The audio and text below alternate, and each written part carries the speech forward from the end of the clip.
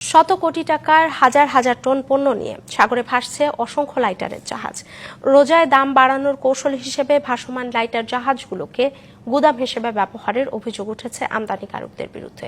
পণ্য লোডের পর লাইটার জাহাজগুলোকে দ্রুত বন্দরের জলসীমা ত্যাগের নির্দেশ দিয়েছে চট্টগ্রাম বন্দর কর্তৃপক্ষ।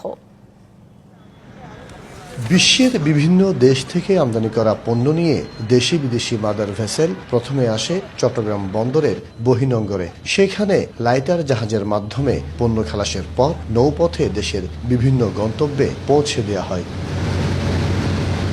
চট্টগ্রাম বন্দরে প্রায় ১,৫০০ লাইটারেজ জাহাজের মাধ্যমে পণ্য খালাস ও পরিবহন করা হয়। এর মধ্যে অনেক লাইটারেজ জাহাজ আমদানি পণ্য নিয়ে সাগরে ও নদীতে ভাসছে।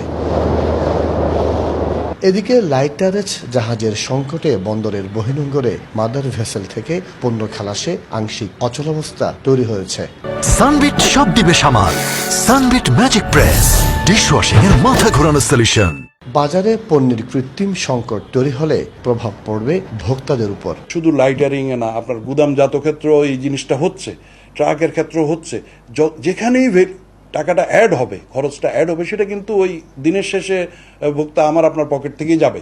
দ্রব্যমূল্য স্থিতিশীল রাখতে পণ্য লোডের পর লাইটার জাহাজগুলোকে ৭২ ঘন্টার মধ্যে জলসীমা ছেড়ে যাওয়ার নির্দেশ দিয়েছে বন্দর কর্তৃপক্ষ। সরবরাহ যেন নির্বিঘ্নে থাকে এবং বাজারে যেন এটার কোনো নেতিবাচক প্রভাব না পড়ে, যাতে ওইভাবে যাতে কেউ সুযোগ না পায়, সেই জন্য আমরা একটা আদেশ জারি করেছি।